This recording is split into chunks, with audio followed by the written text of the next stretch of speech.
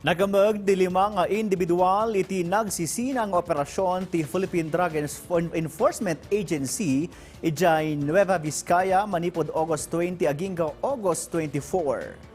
Natiliw ti 47 anyos a lalaki manipod Barangay Quirino iti Solano babaan iti bilag ti search warrant.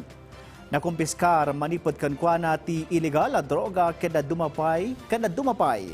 Nakamagmatlaang ti 48 anyos sa lalaki ang may bilang a high value target or value individual kalpasan ang nakumpiskar manipod kankwana ti 10 gramo ti mapapati a shabu nga agatan iti 68,000 pesos.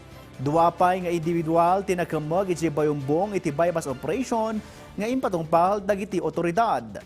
Natiliw pay ti 47 anyos a babae gapu iti maatap a panangilako na iti illegal a droga. Iti agdama at dadagito iti kustodiya ti pulisya ken manamnama ang may pilanda iti kaso a panaglabsing iti RA 9165 o no Comprehensive Dangerous Drugs Act.